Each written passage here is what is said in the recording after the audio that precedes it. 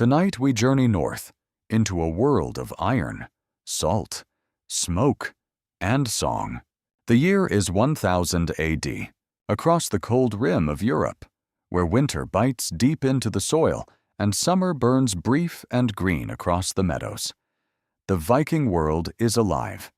Not a single kingdom, not one people marching beneath one banner, but a vast and breathing web of farms, harbors, islands, fjords, river mouths, market towns, shrines, ships, halls, gods, graves, and memories.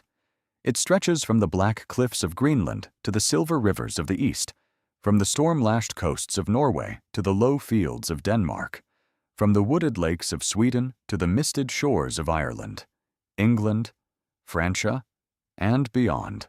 To step into this world is to leave behind the easy image of the Viking as only a raider, a helmeted shadow leaping from a longship with axe in hand.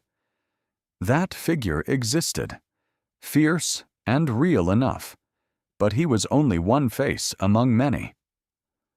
The Viking world was also made by women bending over looms in smoky houses, children driving sheep along stony tracks, smiths coaxing sparks from glowing iron, traders weighing silver on delicate scales, poets reciting the deeds of dead kings, and farmers watching the sky with the anxious patience of all people who depend upon the weather.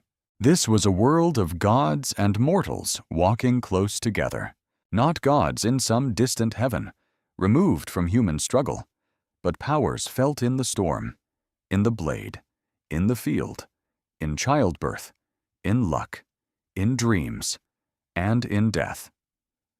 The sacred was not locked away.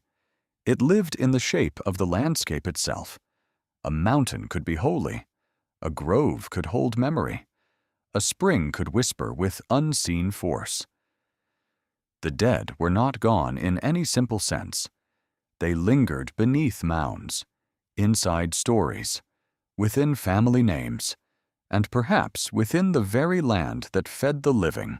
Around the year 1000, the Viking Age stood at a turning point. Old beliefs still burned brightly, but new crosses were rising beside them. Kings were beginning to bind wide territories under firmer rule. Coinage, law, taxation, and royal churches were changing the old order of chieftains and local loyalties. Yet even as that change gathered force, the sea still remained the great road of the north, and upon it moved the longships. Imagine them now, a gray morning, low cloud pressed against the horizon, the water dark as hammered metal. Then, cutting across the swell, a narrow hull appears, long and lean, its prow rising like the neck of some beast from an older age. The sail is square and swollen by wind. Oars dip and rise in rhythm. Shields flash along the side. Men sit shoulder to shoulder, not merely warriors, but sailors, traders, settlers, sons of farmsteads, servants of ambitious chiefs, and seekers of fortune. The ship does not fight the sea like some clumsy foreign vessel. It belongs to it. It flexes, glides, climbs, and falls. Clinker-built, light, swift, and terrifyingly practical. It is one of the great technologies of the medieval world. Through such ships, the North became larger than itself. In the West, Norse settlers carved lives from Iceland, a land of fire, ice, lava fields, and grass-rich valleys. Farther still, they reached Greenland, where farmsteads clung to the edge of what seemed possible. Even beyond that, across unknown waters, they touched the shores of North America, a place later remembered in stories of timber, grapes, conflict, and distance. In the east, Swedish traders and warriors moved through river systems that opened like veins across the continent, carrying furs, wax, slaves, silver, silk, beads, and blades toward the Black Sea, the Caspian, and the glittering cities of the south. Some entered the service of emperors. Some died nameless in foreign soil. Some returned with wealth enough to change the fate of their families. But the heart of this world was not only overseas, it was the farm. The Viking world was built upon earth as much as water. Longhouses stood beneath turf or timber roofs, their interiors dim, warm, and crowded. Smoke curled from hearths. Animals shifted in byres. Tools hung from beams. Grain was ground, butter churned, cloth woven, leather stitched, iron mended, fish dried, meat salted, and ale brewed. Life was hard, physical, and intensely seasonal. The year moved not by abstract calendars alone, but by lambing, sowing, hay-cutting, harvest, slaughter, winter stores, and the opening or closing of sailing weather. Archaeology brings us close to these lives, though never close enough to know them completely. Stratigraphic excavation reveals house floors, post holes, hearths, refuse pits, tools, beads, combs, spindle whorls, weights, bones, and seeds. Radiocarbon dating fixes fragments of wood, charcoal, and bone within the slow machinery of time. Isotope analysis can show where people grew up, what they ate, how they moved. Genomic data, drawn from ancient remains, has begun to complicate the old stories of identity, showing a Viking world far more mixed, mobile, and interconnected than any simple myth allows. Still, for the most part, secrets remain hidden. The soil gives us traces, not voices. A broken brooch can suggest wealth, movement, and style, but not the private grief of the woman who wore it. A sword in a grave can speak of status and violence, but not the dreams of the hand that once held it. Burned grain can tell us of farming, fire, and storage, but not the exact fear of the family who watched a winter supply vanish into smoke.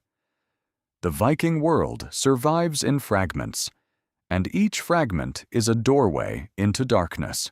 Around 1000 AD, those doorways open onto a changing world.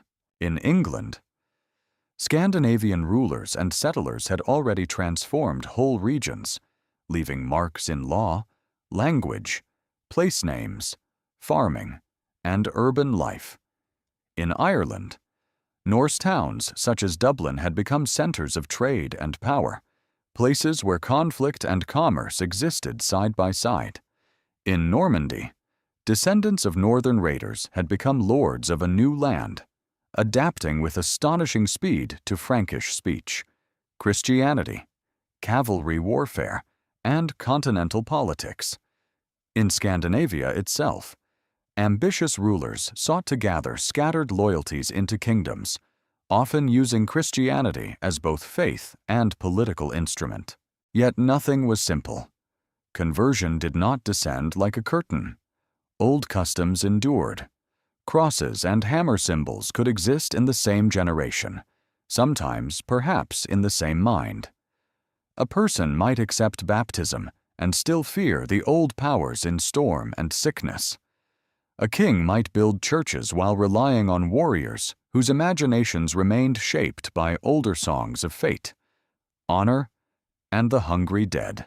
This is why the Viking world cannot be understood as a clean boundary between pagan and Christian, barbarian and civilized, raider and farmer, Europe and the outside. It was a frontier of identities, a place where ideas moved with goods, where violence traveled beside diplomacy, where poetry preserved memory, and where the dead remained politically useful long after their bones had settled into the earth. And it was human. That is the most important thing. These were not crude shadows at the edge of history. They were our intellectual and emotional equals, living within a world that asked different questions and gave different answers. They studied winds, tides, stars, kinship, omens, law, reputation, and survival with extraordinary attention. They built ships without modern blueprints that could cross open oceans. They maintained trade networks over breathtaking distances. They crafted jewelry of astonishing delicacy. They composed poetry dense with metaphor and memory. They created law codes, assemblies, alliances, and settlements that reshaped the medieval North. But they also killed, enslaved, burned, raided, and took. Their world was not romantic. It was not clean. The splendor of a silver hoard may have begun as another family's ruin. The glory of a warrior buried with weapons may be inseparable from the screams of those he defeated. History does not ask us to admire without judgment. It asks us to look clearly. So we begin at the edge of the sea, where gulls wheel above a cold horizon and the first sail appears through mist. Somewhere inland, a smith strikes iron. Somewhere in a hall, a poet begins a story. Somewhere under a mound, bones lie beside beads, blades, horses, ships, or silence. Somewhere a child watches the adults speak of land, feud, voyage, and fate, not knowing that future centuries will call this the Viking Age. The wind rises, the tide turns, and the northern world opens. The house is low against the wind. From a distance, it seems almost grown from the earth itself, its turf roof green in summer, white in winter, dark and sodden in the long, wet months between. Smoke slips through a hole above the hearth and spreads into the pale northern sky. Around it stand fences, pens, hayricks, sheds, and muddy paths worn by feet, hooves, and the dragging of timber. This is not the world of legend carved into a dragon prow. This is the deeper world beneath it, the one that fed the ships, raised the children, forged the tools, buried the dead, and remembered the names. A Viking farmstead was a living organism. Its heart was the longhouse, a structure of timber, turf, stone, and labor, shaped by climate, wealth, and local tradition. Some were modest, cramped, and smoky. Others stretched impressively across the ground, announcing the power of a chieftain through architecture itself. Archaeologists read these buildings through stains in soil, lines of post holes, collapsed wall banks, hearth remains, trampled floors, and the debris of everyday life. Stratigraphic excavation turns the vanished house into a layered memory. Each occupation surface a thin skin of human presence. Inside, the air would have been thick. Smoke from the central hearth did not always escape politely. It drifted, clung, blackened rafters, stung eyes, and flavored everything. The smell of wool, sweat, leather, stored food, damp wood, animal breath, and cooking fat would have mingled in the half-light. Along the sides of the hall were raised platforms used for sitting, working, and sleeping. The fire was warmth, kitchen, lamp, and gathering place. It was also a boundary, dividing space, shaping conversation, and drawing the household inward when darkness pressed against the walls. Life here was not quiet. Children cried, dogs barked, loom weights clicked, iron tools rang. People coughed in the smoke. Someone mended a shoe. Someone combed lice from hair with a carved bone comb. Someone turned a spit.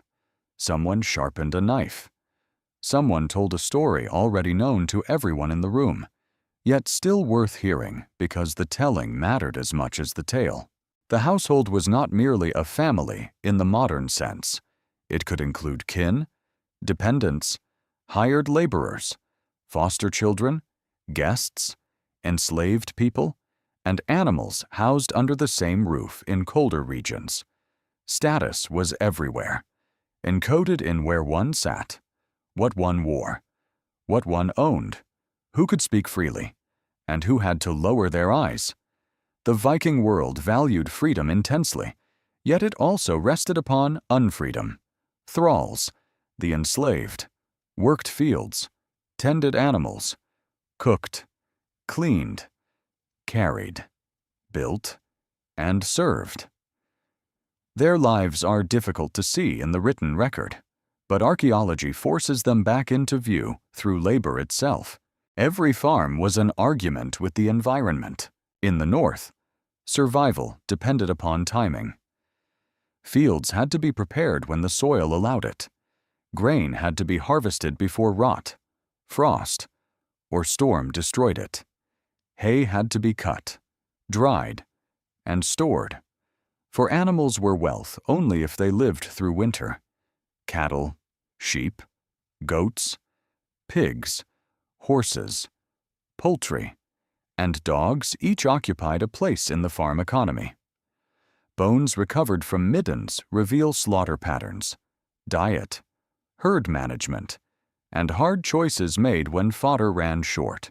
The year was a wheel of work. Spring brought mud, hunger, lambs, calves, repairs, and cautious hope. Summer demanded almost impossible energy, with haymaking, fishing, travel, building, and trading compressed into long days beneath the high sun. Autumn was slaughter, preservation, brewing, storing, bargaining, and calculating whether the household had enough to last. Winter narrowed the world to firelight, indoor labor, storytelling, tool repair, textile production, feasting if stores allowed, and fear if they did not. Women stood at the center of this world, not as decorative figures in the background of male adventure, but as managers of production, food, cloth, children, memory, and property. The keys worn by some women were not empty symbols. They signaled authority over storerooms and household resources, over the locked spaces where wealth became survival. Textile work alone was vast in importance. A sail required enormous quantities of wool. Spinning, weaving, fulling, stitching, and maintenance. Every ship on the horizon carried within it the labor of hands that may never have held an oar. Spindle whorls, loom weights, needles, shears, and textile fragments are among the quietest but most powerful finds from the Viking world. They tell of hours beyond counting. They tell of skill passed from person to person, of girls learning patterns from older women, of cloth becoming clothing, blankets, trade goods, tents, bags, and sails.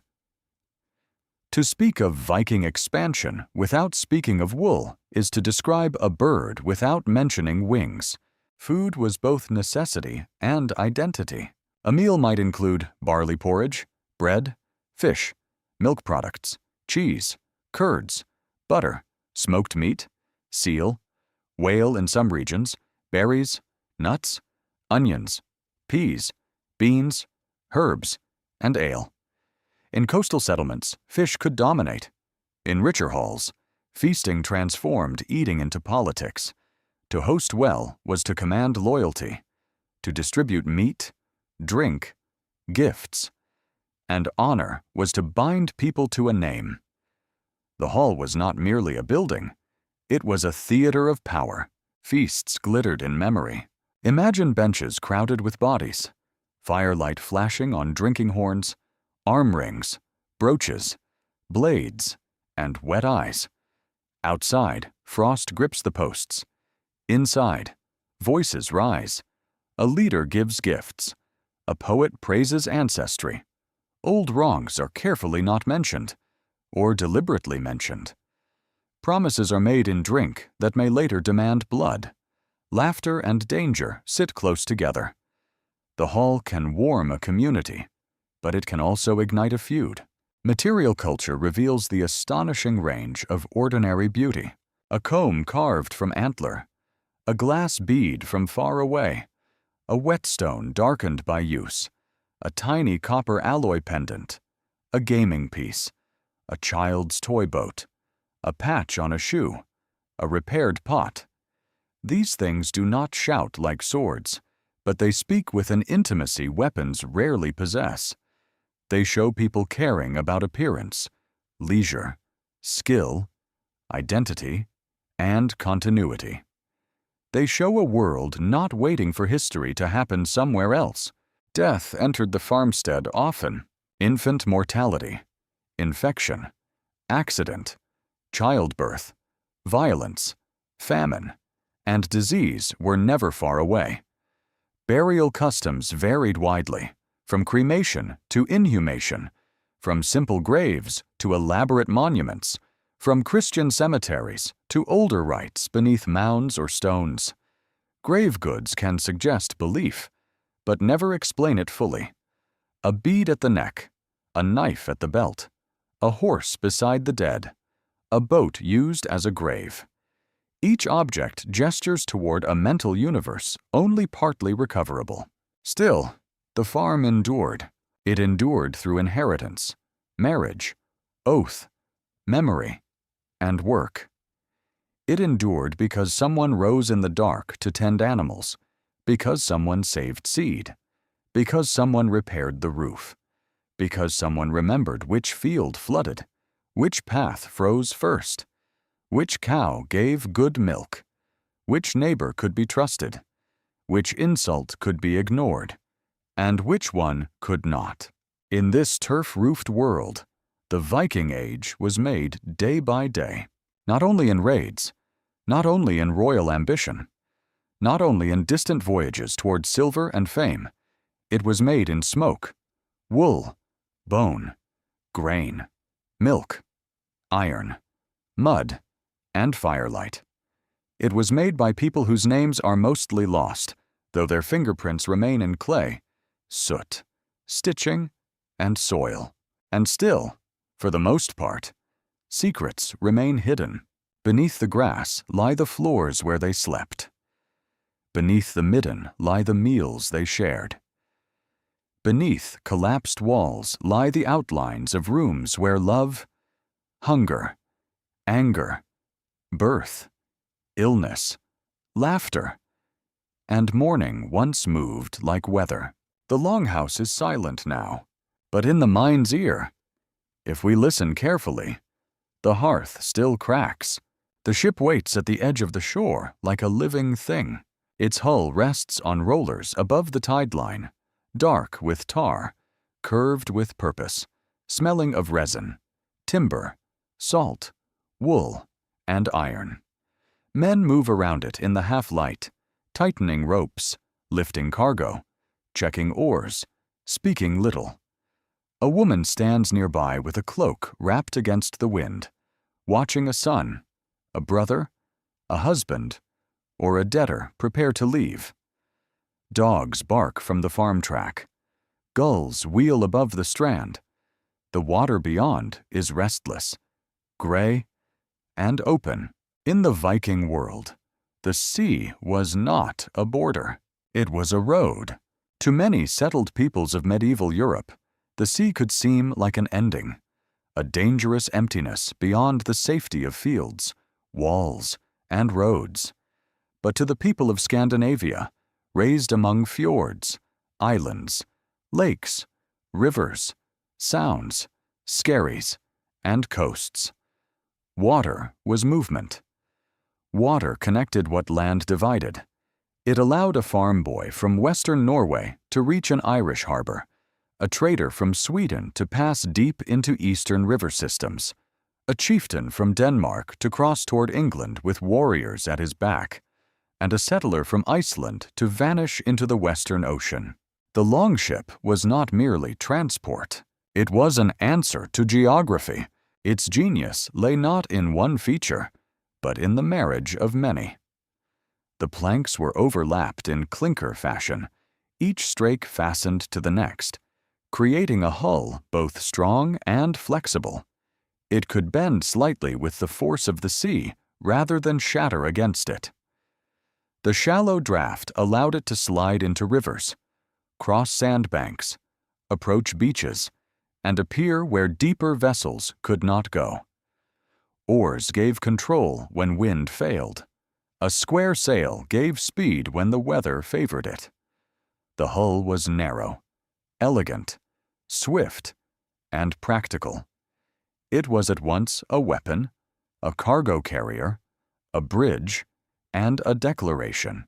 Archaeology has recovered Viking ships from burial mounds, harbors, bogs, channels, and coastal sites, and each one shows a technical intelligence grounded in experience. These vessels were not primitive experiments.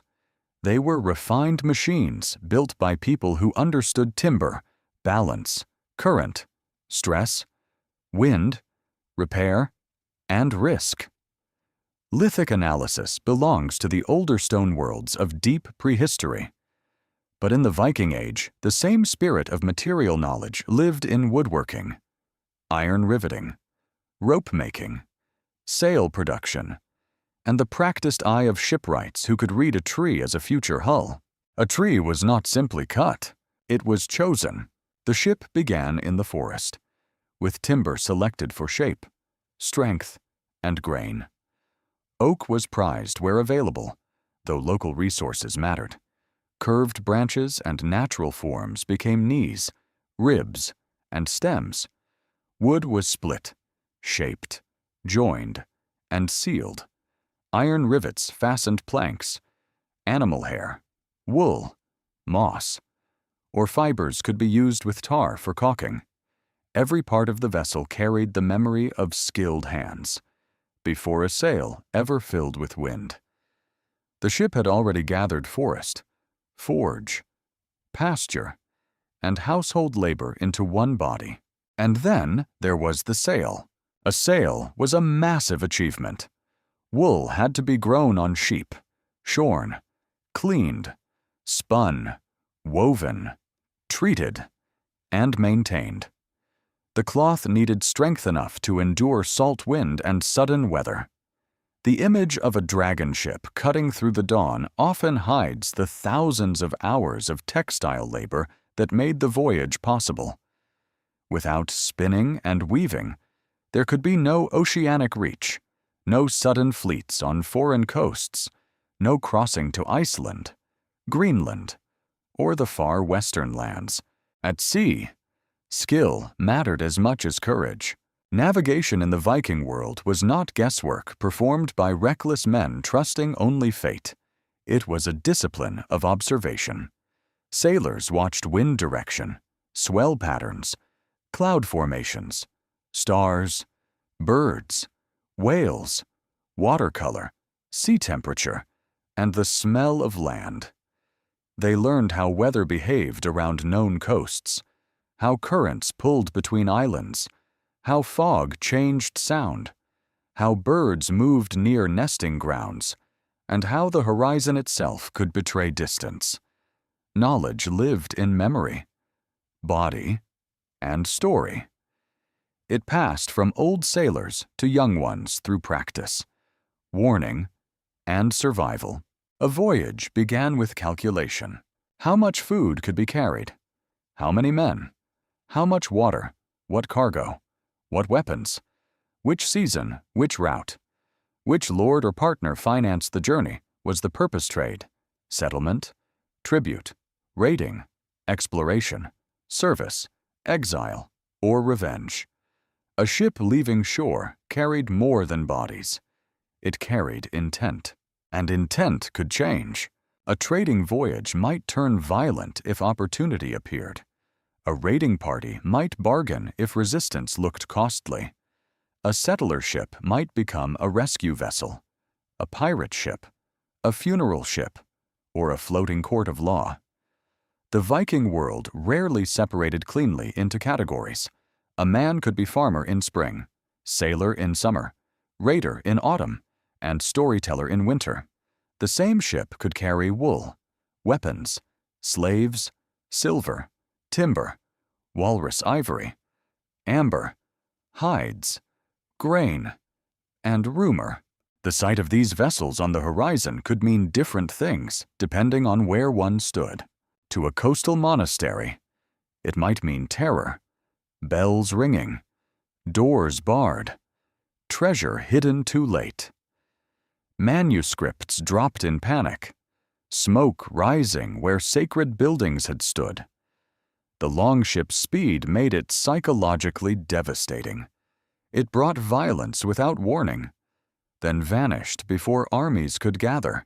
To a market town, it might mean opportunity, foreign goods, silver weights, furs, honey, wax, fine cloth, glass beads, ivory, iron, gossip from river routes, royal courts, distant wars, and strange ports.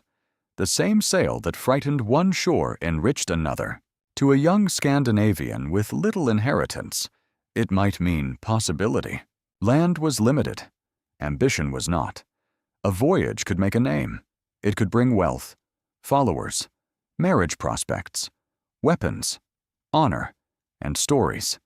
It could also bring drowning, disease, enslavement, betrayal, or a grave in soil no ancestor had known. The ship was freedom, but never safety. Ship burials reveal the spiritual weight of vessels in northern imagination. In some graves, boats carried the dead as if death itself were another crossing. The vessel became a chamber, a symbol, a memory of status, movement, and identity. Weapons, animals, tools, ornaments, food, and personal objects might accompany the dead into silence. Radiocarbon dating fixes such burials within human chronology, but not within human feeling. The question remains answerless, adrift to ponder.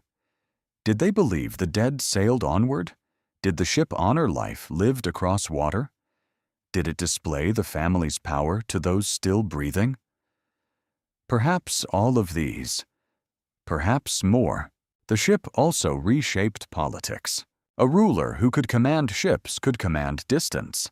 He could gather warriors from scattered coasts, strike enemies, protect trade, collect tribute, and impose presence across water. Fleets turned ambition into geography. They allowed kings to think beyond local valleys and islands. They helped create larger realms from smaller loyalties. The sea, once a path for independent adventurers and chieftains, became a stage for royal power. Yet even the greatest fleet depended upon countless ordinary acts. Someone felled the tree. Someone smelted the iron. Someone twisted rope. Someone made the sail. Someone packed dried fish. Someone repaired the oar. Someone watched the weather. Someone remembered the shoal where another ship had broken. The Viking ship was not the creation of isolated heroes. It was a communal technology, made possible by entire landscapes of knowledge. Picture it now. Leaving the shore, the hull slides down greased rollers. Men push. Water touches wood. The ship lifts slightly, alive beneath their hands. Oars are shipped. Cargo is settled. The sail waits, bundled and silent. Those on shore raise hands, or do not. Words are spoken that the wind tears apart. The first strokes bite into the water. The land begins to loosen its hold. Soon, the farmstead becomes small. Then the people become marks. Then the shore becomes a line. Ahead lies weather, wealth, violence, trade, hunger, fame, and the enormous uncertainty of the open world. Behind lies smoke from the hearth, fields needing work, graves of kin, and the memory of a place that may never be seen again. The longship moves into the swell. The sea road opens, and the world bends around its keel. The hearth burns low, and in the red heart of the embers, the world is full of watchers. Outside the longhouse, Wind presses against timber and turf. Snow gathers in the yard. The animals shift in their stalls, breathing clouds into the cold. Inside, faces glow and vanish as flame rises and falls. Someone speaks a name that belongs to the unseen. Someone touches a charm at the neck. Someone stares into the fire as though the answer to illness, weather, hunger, luck, or death might be hidden there. In the Viking world, belief was not a quiet corner of life. It was everywhere. It moved through the field when seed was cast into soil. It stood beside the mother in childbirth. It breathed in the storm that shattered boats and stripped roofs. It lived in dreams, omens, animal behavior, weather signs, sacred trees, burial mounds, weapons, wells, feasts, and family memory. The old northern cosmos was not divided neatly between the physical and the spiritual. The world itself was alive with presence, gods, spirits, ancestors, land beings, fate, luck, and the dead pressed close to human affairs. To modern eyes, this can seem strange. Yet for those who lived by uncertain harvests, fragile ships, dangerous childbirth, violent feuds, and sudden disease, the universe did not feel empty. It felt charged. A good season might be more than weather. A failed voyage might be more than bad seamanship. A dream might be warning. A raven might be message. A mound might not be only a grave, but a place where the old power of a family remained rooted in the earth. The gods of the north were not gentle abstractions. They were mighty, flawed, dangerous, cunning, passionate, and doomed. They drank, fought, desired, grieved, deceived, suffered, and waited for an end even they could not escape. This made them strangely close to mortals.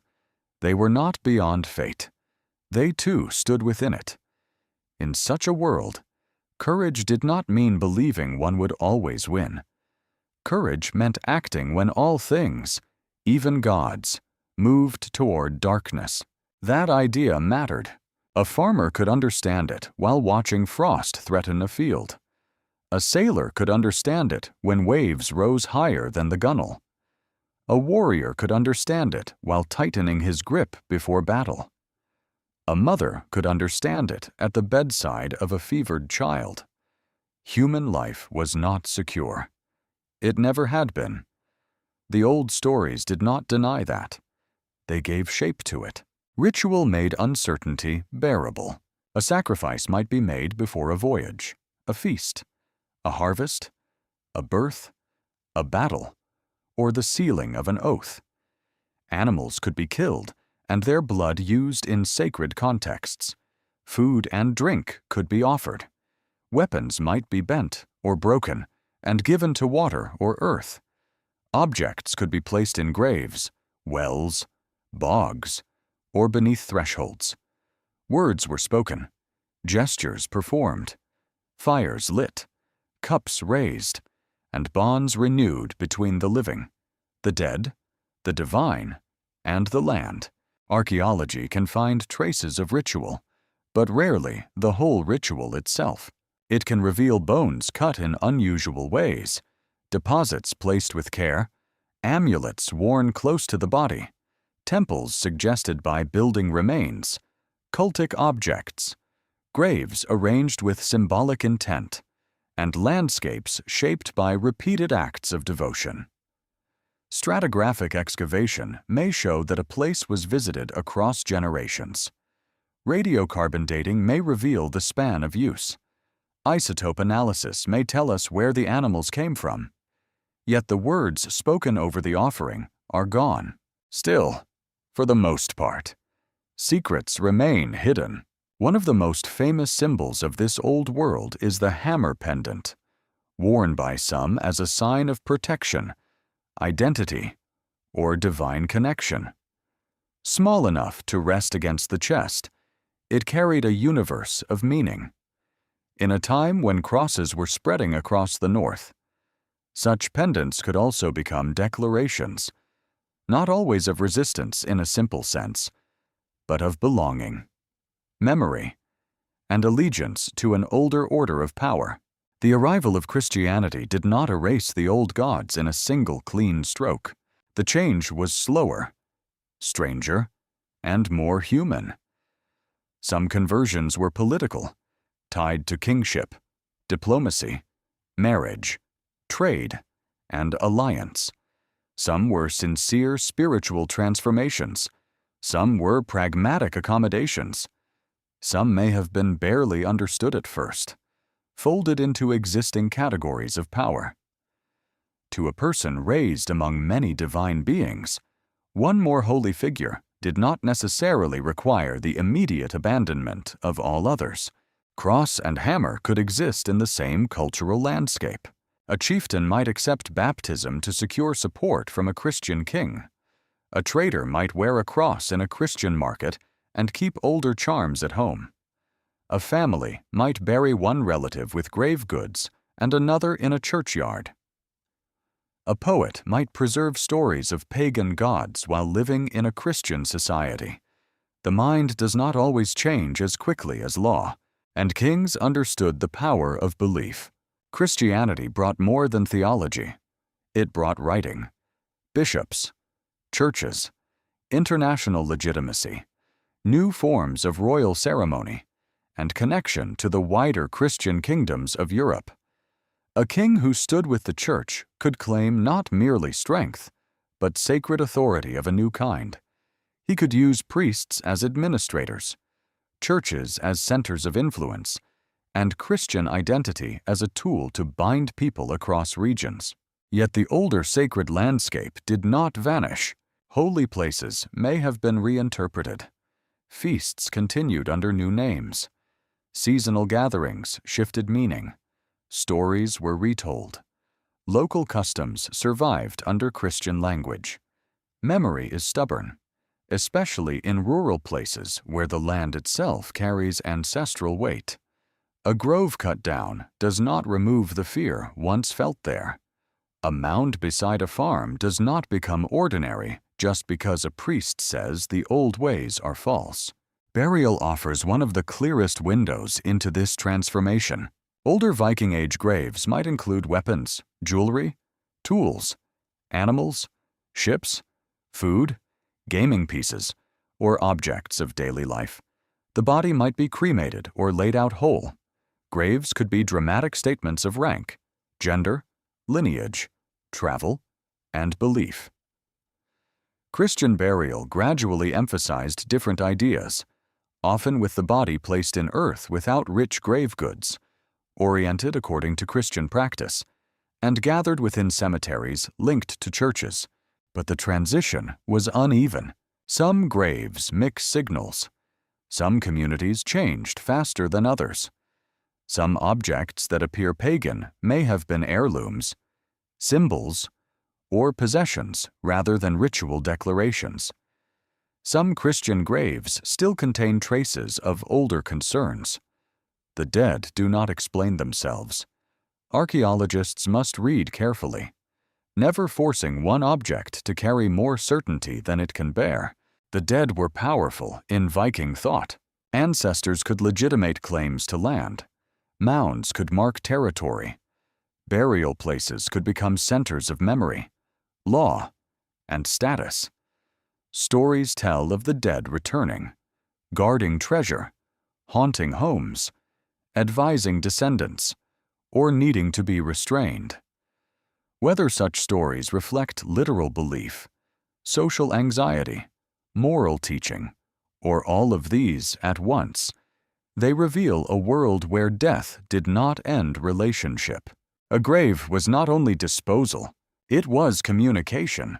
The living spoke through what they placed with the dead, where they buried them, how they remembered them, and whether they visited, feared, invoked, or ignored them. The body became part of the landscape, and the landscape became part of history. A mound on a ridge could say, "This family has been here. This land has witnesses. This power is old." There were specialists, too, figures who moved at the edges of ordinary social order.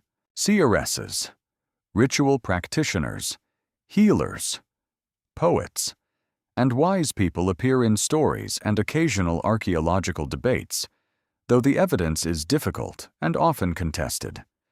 Some graves containing staffs, unusual dress, exotic objects, or symbolic arrangements have been interpreted as belonging to ritual specialists. Yet caution is essential. Not every unusual object proves a magical office. Not every rich female grave belongs to a seeress. The past invites wonder, but it punishes certainty. What we can say is that knowledge had many forms. A smith knew transformation through fire. A sailor knew wind and current. A farmer knew soil and season. A healer knew plants, wounds, and words. A poet knew memory. A ritual specialist may have known how to move minds, bodies, and communities through fear, grief, hope, and expectation. In a world without modern medicine or scientific explanation, such knowledge mattered deeply. Religion was also performance: a feast, a sacrifice, an oath, a funeral, a baptism, a royal conversion. Each made belief visible. People gathered. They watched. They judged. They remembered who stood where, who gave what, who refused, who wept, who laughed, who spoke with authority. The sacred world and the social world were braided together. To challenge a ritual could be to challenge a leader. To accept a ritual could be to enter a new political reality. This is why the conversion of the Viking world wasn't merely a change of prayer. It was a restructuring of time, authority, memory, burial, law, literacy, art, kingship, and identity. The old gods did not simply disappear into smoke.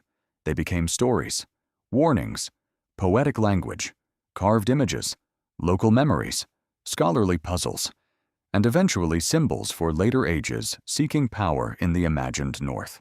The fire sinks lower, in the longhouse. The people sleep or pretend to sleep. Outside, the stars burn above snowfields, roofs, grave mounds, and dark water. Somewhere a cross stands in new earth. Somewhere a hammer rests against a living chest.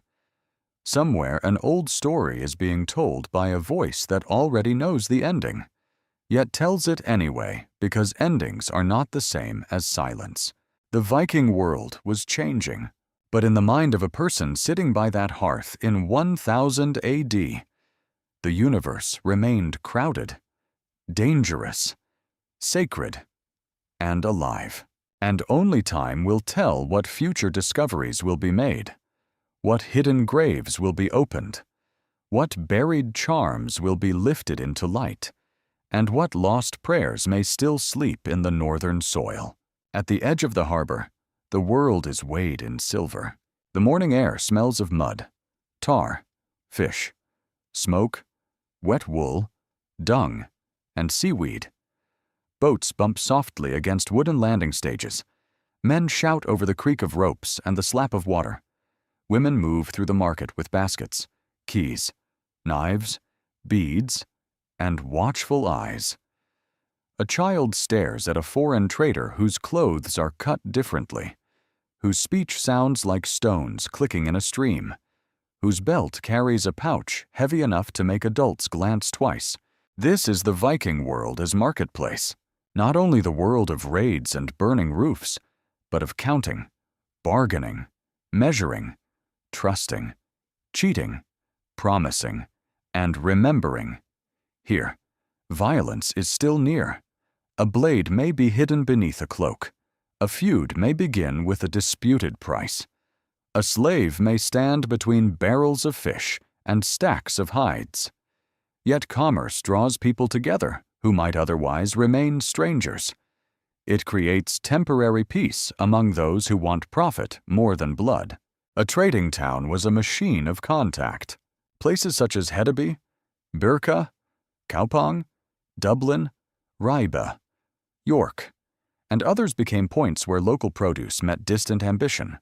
Their streets and plots held craft workshops, storage buildings, jetties, houses, animal pens, refuse layers, hearths, wells, and workshops where raw material became wealth. Stratigraphic excavation in such places reveals not the silence of isolated farms, but the dense noise of movement, layers of dropped beads, broken combs, slag, bones, weights, coins, pins, pottery, glass, antler, leather, and ship fittings tell of lives packed close together around exchange. The Viking economy was not simple coin use in the modern sense. Silver mattered enormously, but often by weight rather than by stamped authority alone. Coins from distant lands could be cut, bent, tested, and treated as metal. Arm rings could become savings worn on the body. Hack silver, chopped fragments of ornaments, ingots, and coins, moved through hands according to weight, purity, and trust. Small balances and weights were tools of power. To weigh accurately was to negotiate reality itself. A scale could decide friendship or anger. In the hand of a trader, tiny weights became instruments of order. Some were shaped with care, decorated, standardized, carried in pouches, and guarded closely. A poor weight could invite suspicion. A dishonest one could bring violence. The market depended on shared expectation, but expectation always needed enforcement. Law, reputation, witness, and the threat of retaliation stood behind every bargain. The goods themselves tell of astonishing reach: amber from the Baltic, furs from forests, walrus ivory from Arctic waters, soapstone vessels, iron tools, whetstones, antler combs, wool cloth, linen, glass beads, weapons, honey, wax, hides, fish, grain, jewelry, timber, slaves, and silver moved across routes that tied the North to the wider medieval world. Some objects traveled so far that they became almost impossible stories in material form. A bead might begin in one world and end in a grave beneath another sky. A coin struck under a distant ruler might be buried beside a Scandinavian farm. A silk fragment might pass through hands that never saw the city where it was woven. The East was especially rich with movement. Rivers carried Scandinavian traders and warriors through lands of forest, marsh, steppe, fortresses, and towns. These routes were not easy roads. Boats had to be rowed, sailed, dragged, repaired, portaged, defended, and sometimes abandoned. Rapids could break hulls. Local powers demanded tribute. Bandits waited. Disease traveled. Yet the rewards were immense. Silver from the Islamic world entered the North in quantities that changed social life, fueled gift-giving, enabled political ambition, and filled hoards that still emerge from fields, islands, and riverbanks. A hoard is a frozen decision. Why was it buried? Fear storage ritual. A merchant hiding profit before travel. A family protecting wealth during conflict. An offering to powers beneath the earth. A person who died before returning radiocarbon dating may frame the moment. Coin studies may suggest the earliest possible burial date. Soil chemistry may reveal container traces. But the human reason often remains answerless, adrift to ponder. The treasure waits in darkness while generations pass above it, plowing, praying, fighting, forgetting. Trade also carried people, and not all of them traveled freely. Slavery formed a brutal part of the Viking world. Captives taken in raids, wars, and local conflicts could be sold, transported, gifted, exploited, or incorporated into households. They worked farms, served elites, labored in towns, and crossed seas as commodities in human form. Markets were therefore places of wealth and suffering together. The bright bead and the iron shackle belong to the same historical landscape. It is tempting to let silver dazzle the eye, but the moral weight of trade must be held clearly. Prosperity was often built through coercion. A merchant's success might begin with someone else's capture. A town's growth might depend on bodies bought and sold. A chieftain's generosity in the hall might be funded by raids upon distant villages. The Viking world was brilliant, inventive, and connected. It was also harsh, predatory, and unequal. Still, markets created new kinds of life. Craft specialists gathered where customers came. Smiths repaired blades and tools. Bone workers carved combs from antler. Jewelers made brooches, pendants, rings, and fittings. Glassworkers shaped beads. Leather workers cut shoes, belts, sheaths, and bags. Textile workers supplied cloth. Shipwrights served the harbor. Brewers, cooks, and sellers of food fed transient populations. These towns were not merely places of exchange, but places of transformation, where raw matter became identity, status, and memory. A comb could be more than grooming. It could signal cleanliness, style, and care. A brooch could fasten clothing while declaring region, wealth, and taste. A sword fitting could make violence beautiful. A bead necklace could bind a person to distant roots of trade and fashion. Material culture was a language worn on the body, held in the hand, buried with the dead, and passed between generations. Markets also carried information. News moved with cargo. A trader arriving from England might speak of kings, wars, coinage, taxes, church wealth, and weak harbors. A man from the East might tell of river tolls, silver supplies, steppe raiders, and imperial demand. A sailor from Iceland might bring stories of land disputes, volcanic fire, settlement hunger, and voyages farther west. Information was itself a kind of treasure. To know where silver flowed, where defenses failed, where famine weakened a region, or where a ruler sought mercenaries could shape fortunes. Language in these places must have been fluid. People bargained through fragments, gestures, interpreters, repeated formulas, and the universal grammar of goods placed in the hand. Trust could form without perfect speech. Suspicion could flourish even with it. The market was an arena where identity stretched. A person might be foreign in one harbor, familiar in another, feared in a third, and welcomed in a fourth because he carried what others wanted. Law tried to hold this world together. Trade required rules, even among people accustomed to violence. Market peace, protected zones, weights, tolls, witnesses, compensation, and local authority all helped keep exchange from collapsing into theft. But law was only as strong as the people willing to enforce it. A town could thrive when rulers protected merchants. It could suffer when power became predatory.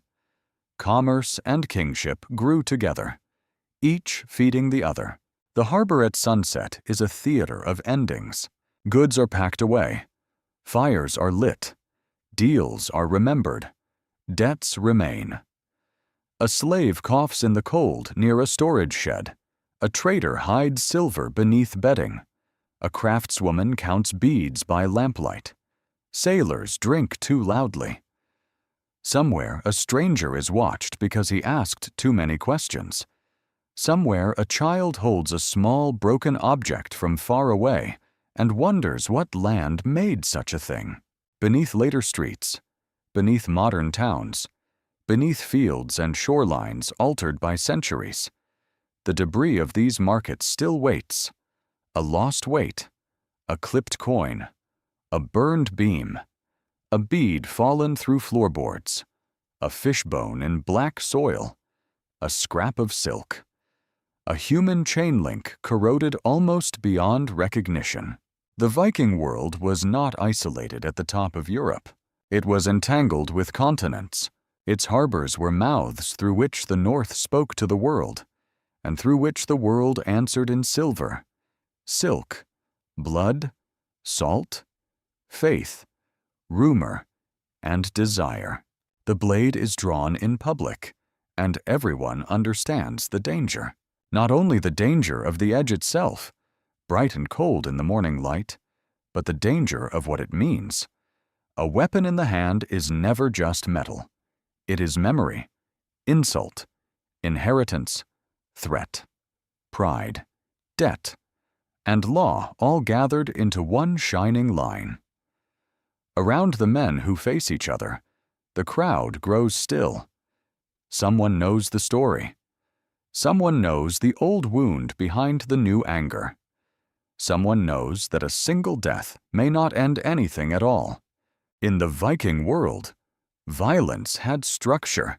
It was not random chaos, though chaos always waited nearby. It existed inside a society deeply concerned with honor, reputation, kinship, compensation, oath, and public judgment.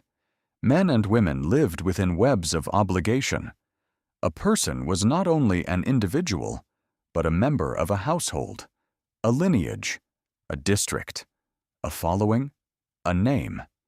To harm one person could awaken many others. To insult one person could stain an entire family. To kill one person could open a road of blood that might run for generations. This is why law mattered. The Viking world was not lawless. It was intensely legal, though not in the modern sense of courts sealed behind stone walls and distant judges speaking for the state.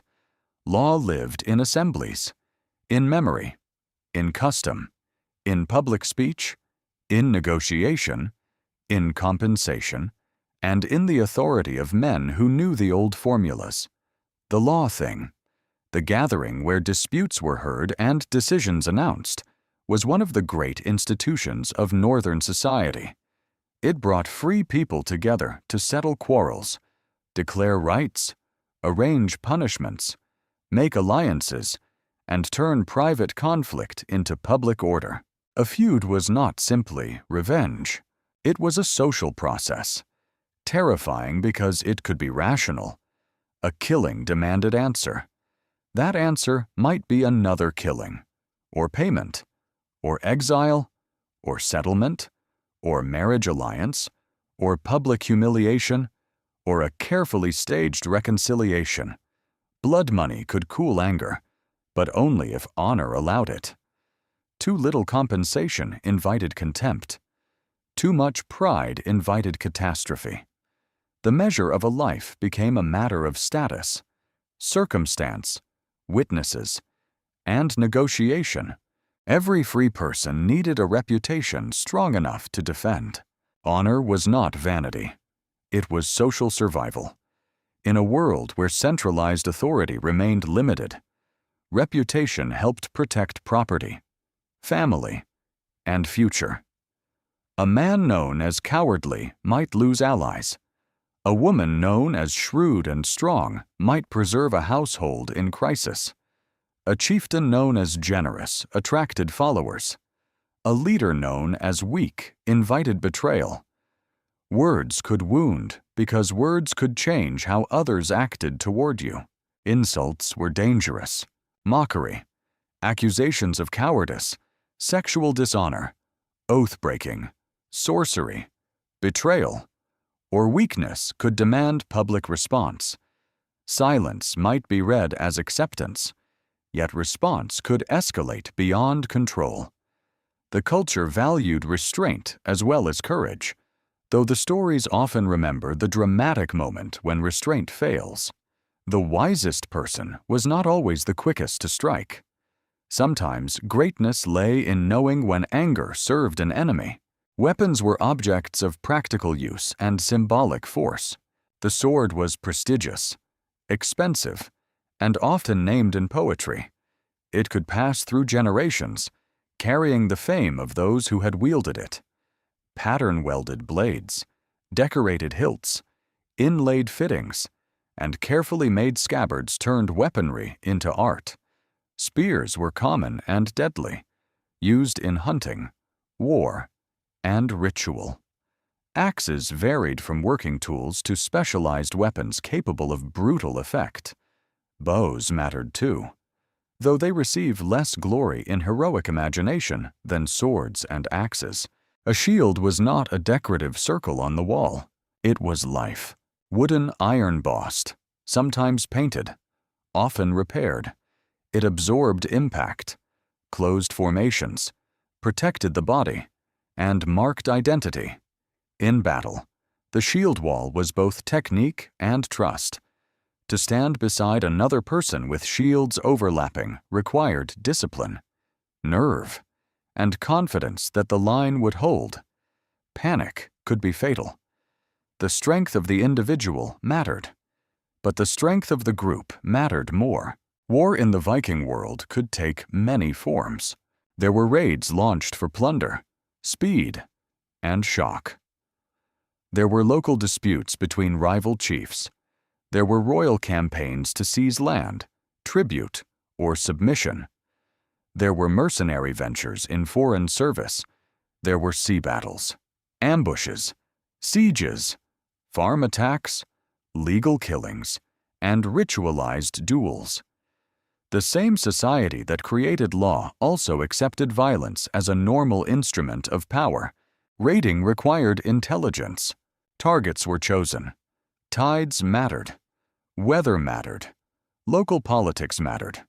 Monasteries, estates, towns, and river settlements offered different risks and rewards.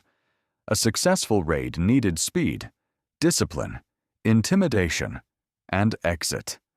Men who could cross water swiftly, strike before defenses gathered, and leave with portable wealth held an advantage that terrified coastal Europe.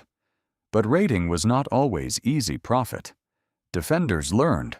Fortifications improved. Kings organized resistance.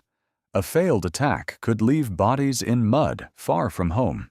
Professional warriors existed, but most fighting men were also something else. Farmers, sailors, traders, sons, husbands, debtors, clients, landholders, and adventurers could all become armed men when opportunity or obligation demanded it. A retinue around a powerful leader might form the hardened core of military strength. These followers expected reward: silver, weapons, food, land, fame, and proximity to power kept them loyal, until better offers appeared or confidence failed. Gift-giving was political technology. A lord who gave rings, swords, feasts, and honor did not merely display wealth. He manufactured loyalty. The receiver accepted not only an object, but an obligation. The hall glittering with arm rings and drinking horns was not just a place of pleasure. It was where power renewed itself through generosity, memory, and expectation. A stingy leader was in danger. A generous leader could become the center of a world.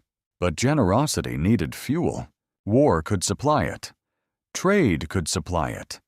Tribute could supply it. Marriage could supply it. Control of markets, ships, and fertile land could supply it. The warrior ethos cannot be separated from economics. Behind the heroic poem lies the calculation of resources. Behind the oath lies the question of payment. Behind the famous blade lies the labor of miners, charcoal burners, smiths, merchants, and those who fed them. Archaeology finds violence in bone, cut marks, healed fractures, embedded weapon points, skull trauma, Mass graves, decapitations, and defensive wounds speak in a language older than writing. Osteological analysis can show injuries survived and injuries that ended life.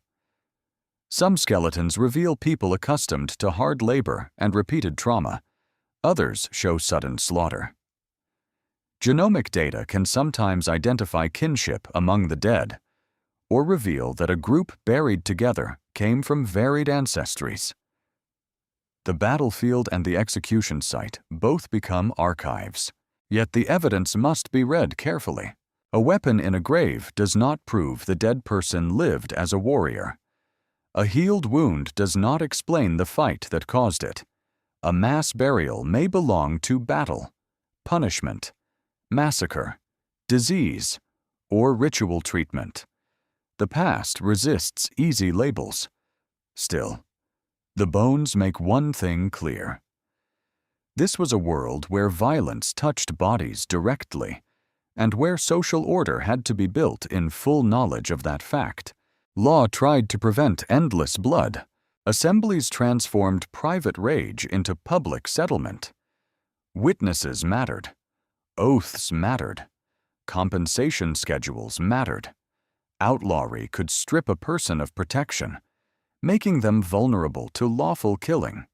Exile could remove danger from the community. Mediation could preserve families from ruin. The legal culture was not soft. It was a hard instrument built for a hard world. At the assembly, words became weapons of another kind. A skilled speaker could save a household or doom it. Genealogies were recited. Grievances unfolded. Witnesses stepped forward.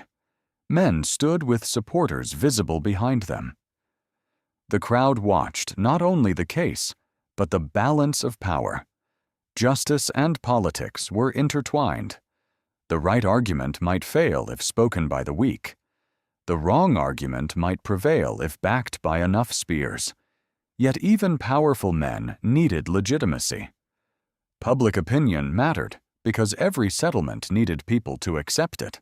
Women could shape conflict in ways both direct and indirect. They might urge vengeance, counsel peace, preserve memory of wrongs, negotiate marriages, manage estates while men fought, or become targets and agents within feud politics. Saga literature, though written later and shaped by literary art, remembers women as formidable voices in matters of honor.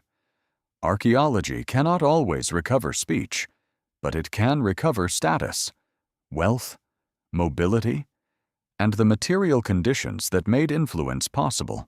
There is no peaceful golden north hidden behind the violence, nor is there only brutality.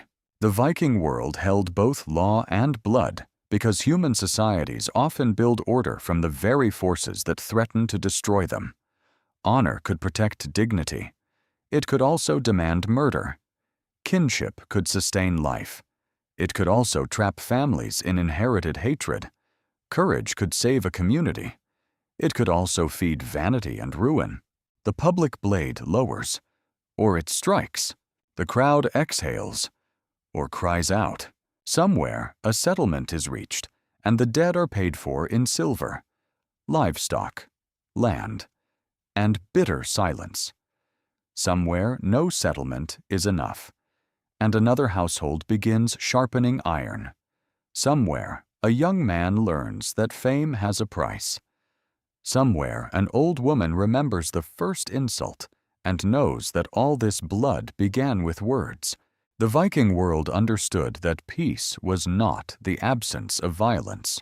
Peace was violence restrained, priced, witnessed, threatened, negotiated, and sometimes sanctified by law. And beneath the green fields, beneath later churches, beneath the soil of farms and former assembly grounds, the bones still keep their testimony. A key hangs at the belt, and with it hangs authority. It is small enough to miss in the shimmer of a crowded hall, yet heavy with meaning. Iron or bronze, plain or finely made, it rests against clothing that has been spun, woven, dyed, mended, and fastened with care. It opens locked chests, storerooms, cupboards, and guarded spaces where food, cloth, tools, valuables, and memory are kept. In a world where survival depends on what can be stored, protected, distributed, and denied. The keeper of the key is never merely keeping doors. The Viking world was not a simple stage of men acting and women watching. It was a layered society in which power moved through land, blood, marriage, labor, property, ritual, household management, trade, memory, and speech. Men often dominated public violence and formal leadership, but women shaped the structures that made such leadership possible. They managed farms, controlled resources, raised children, preserved kinship, produced textiles, arranged alliances, inherited property in certain contexts, and stood at the center of domestic economies that were anything but small. A household could not function without women's labor. The romantic image of the warrior sailing away hides a harsher truth. When ships left, someone had to keep the farm alive. Fields did not wait for glory. Cows did not milk themselves. Children did not raise themselves. Cloth did not appear from air. Grain did not grind itself into meal. Houses did not repair their own roofs. The absence of men could increase the authority of those who remained, and in a society of seasonal movement, women often carried enormous responsibility. Textile production alone was one of the great engines of the Viking Age. Wool had to be sorted, cleaned, combed, spun into thread, dyed, woven on looms, cut, stitched, patched, and transformed into clothing, blankets, sails, bags, wall hangings, tents, and trade goods. The work was slow, skilled, and constant. A sail for a seagoing vessel represented not days, but immense accumulations of labor. Without women's textile work, ships would remain trapped close to shore. Warriors would lack clothing, traders would lack goods, and households would freeze. In the archaeological record, this world appears through spindle whorls, loom weights, needles, shears, weaving swords, textile fragments, dye traces, and impressions preserved against metal or in damp soil. These are not lesser objects. They are evidence of expertise. Each spindle whorl is a small wheel of time. Each loom weight carries the invisible rhythm of hands and footwork. Each scrap of cloth is a fossil of patience.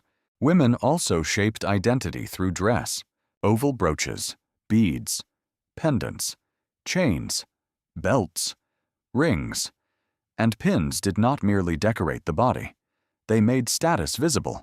They declared region, family wealth, fashion, age, marital position, religious affiliation, and personal taste.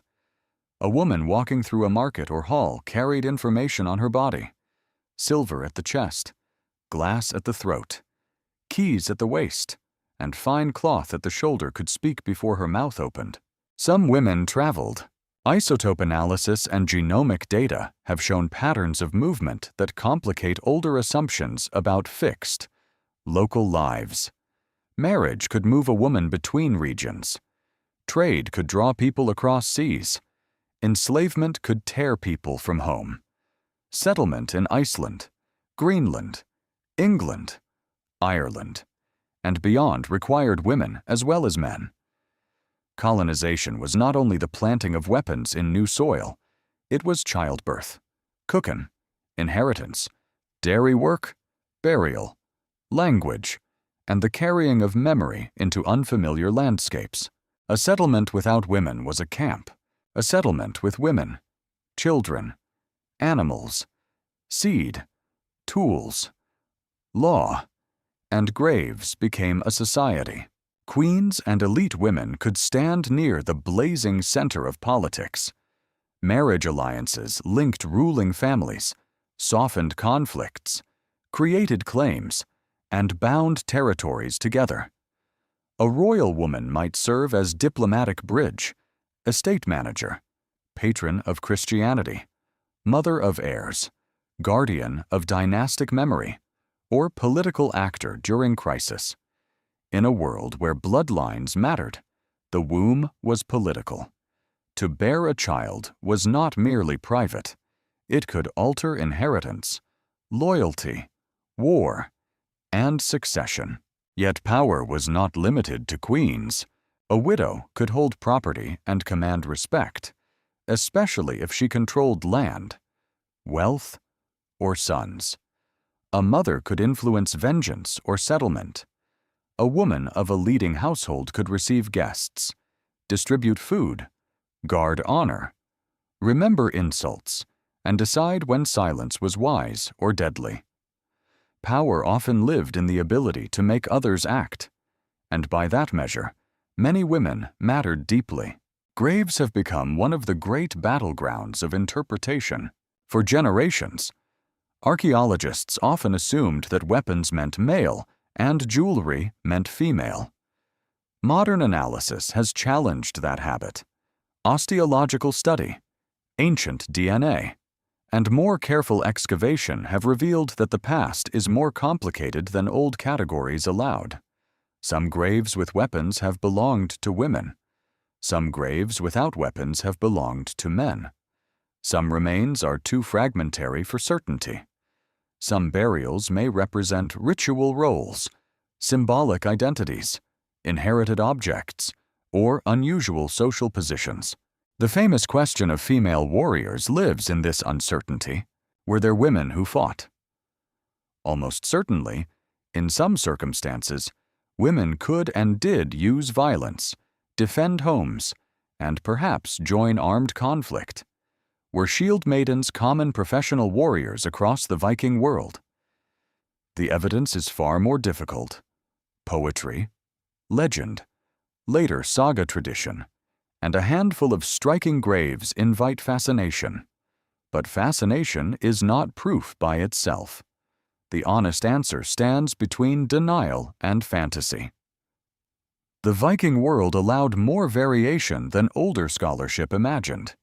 Yet not every weapon grave can be made into a modern dream. Still, the debate itself is valuable.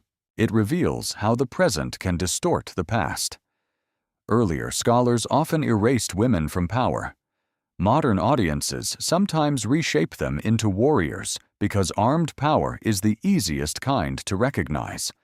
But a woman does not need a sword to matter. The loom, the key, the legal claim, the marriage alliance, the memory of a feud, the management of stores, the raising of heirs, the command of a farm, and the performance of ritual could all carry force. There were also women at the edges of ordinary life, figures of wonder and unease.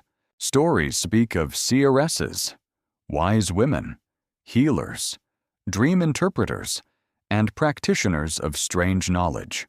Some graves containing staffs, unusual dress, imported goods, or symbolic arrangements have been linked to ritual specialists, though caution must guide every interpretation. A staff may mean ritual authority, or status, or something lost to us. A strange burial may mark reverence, fear, foreignness, illness, craft, or a story we cannot recover. Still, it is clear that certain forms of knowledge were associated with women: birth, healing, household protection, prophecy, fertility, memory, and the unseen world often drew women close to the sacred. In a society where the boundary between practical and magical knowledge was not drawn as sharply as in modern thought, the healer and the ritual specialist could occupy overlapping ground. Plants, words, touch, timing, and belief might all belong to the same act. But not every woman held power. Many endured hardship, dependence, childbirth danger, violence, poverty, grief, and unfreedom. Enslaved women suffered labor, sexual exploitation, displacement, sale, and social invisibility. Their lives are among the hardest to recover, precisely because the powerful rarely preserved their names. Yet they were there, cooking, carrying, weaving, nursing, cleaning, serving, and surviving as best they could within a world that treated them as property. The Viking world, like all human worlds, contained contradiction. It could honor a woman with keys and silver while denying freedom to another. It could remember a queen while forgetting the thrall who dressed her. It could praise a mother's wisdom while ignoring the pain of childbirth that killed so many. It could place fine beads in one grave and leave another body with almost nothing. Power was real, but unevenly given. At evening, inside the hall, a woman moves through firelight. She knows who is hungry, who is drunk, who is angry, who has lied, who has come seeking marriage, who has come seeking land, who has come seeking blood. She knows which chest holds silver, which servant cannot be trusted, which child listens too closely, which guest must be honored, and which insult must not pass unmarked. She pours drink. She speaks a few words. Men turn their heads. The key at her belt catches the light. History has too often looked past that glint, searching only for the flash of blades. But the Viking world was also locked, opened, stored, woven, remembered, negotiated, and sustained by women whose names have mostly gone down into the dark earth. And still, for the most part, secrets remain hidden beneath brooches, bones, beads, looms, hearths, and the silent metal teeth of keys. The northern world did not end at the shoreline. It leaned outward, across every gray sea lane, every wind-bitten headland, every river mouth shining beneath cold morning light. There was the possibility of another life, a farm too small to divide, a feud too dangerous to remain near, a debt too heavy to carry at home, a lord too ambitious to serve forever, a rumor of land, a rumor of silver, a rumor of timber, walrus ivory, tribute, weak kings, rich churches, empty valleys, foreign courts, and oceans no ancestor had named. Movement was one of the great signatures of the Viking Age. Not movement as a single invasion, not one wave crashing south from a frozen homeland, but countless journeys made for countless reasons. Some people crossed seas with weapons, some with livestock, some with scales, some with children, some in chains, some left by choice, some were forced, some went for a season and returned with silver, some vanished into new languages, new laws, new gods, and new graves. To the west lay the Atlantic. Iceland rose from that ocean like a land still being made. Fire lived beneath its fields, glaciers crowned its heights, rivers ran cold over black stone, steam rose from the earth. Grasslands opened along coasts and valleys where settlers saw possibility. Norse settlement there required astonishing courage and practical intelligence. People brought animals, tools, seed, memory, law, poetry, and social expectation into a landscape that offered beauty and hardship in equal measure. The first generations in Iceland were not merely explorers standing triumphantly on empty ground. They were colonists building a complete society from imported habits and local reality. Turf houses had to be cut into the land. Hay had to be gathered in a climate that punished carelessness. Livestock had to survive. Driftwood mattered. Iron sources mattered. Fishing mattered.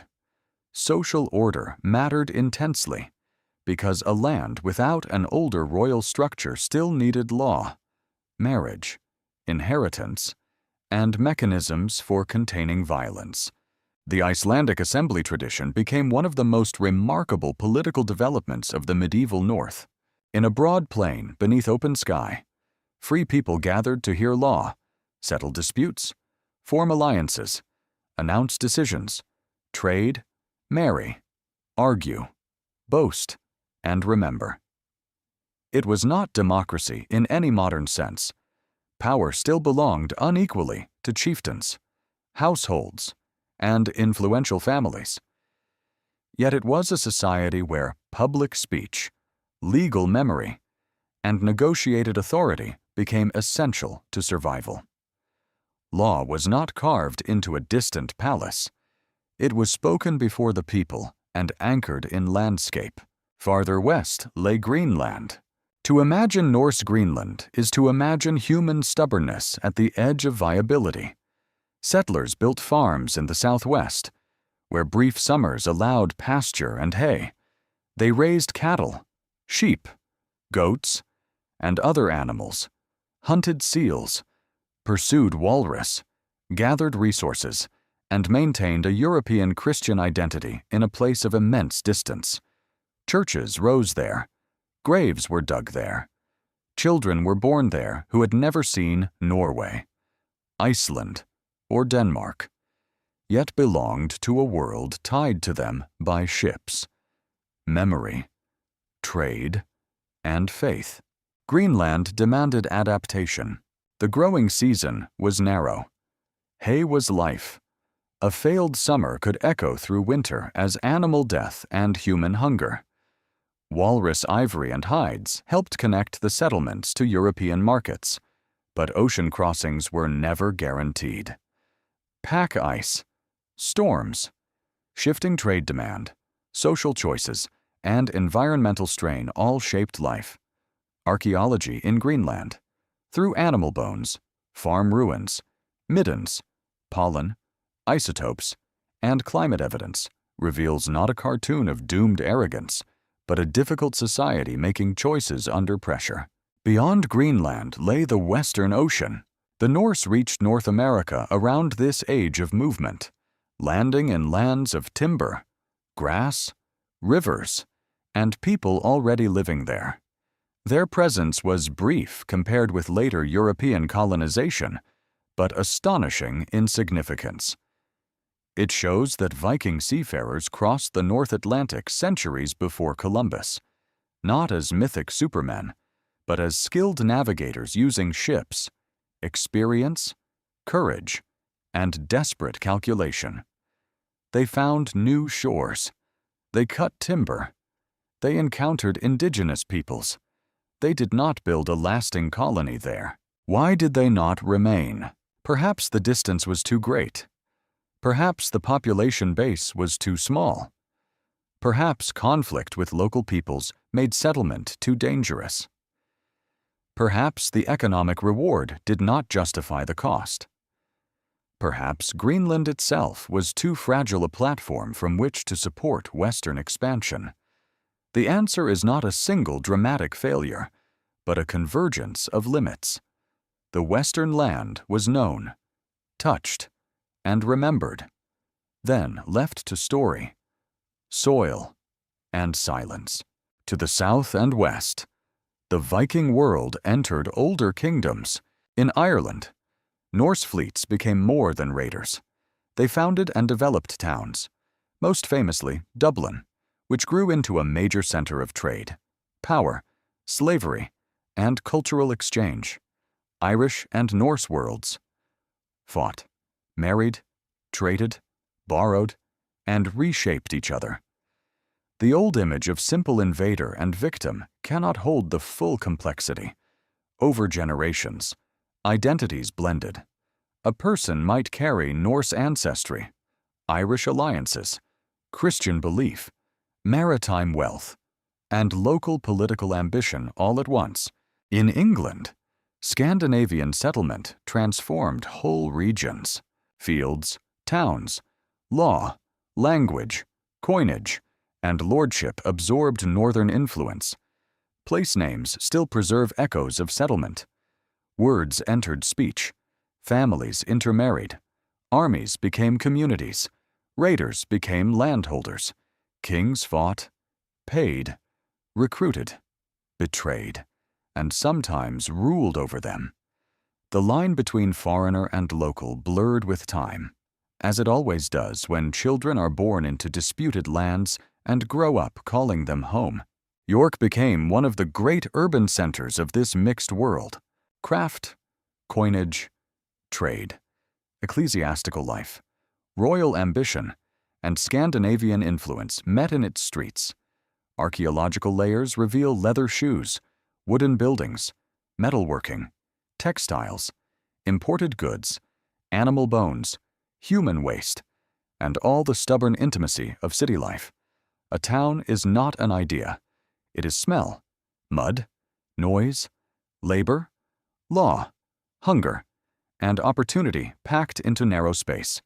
In such places, the Viking world became urban, Christian, commercial, and hybrid.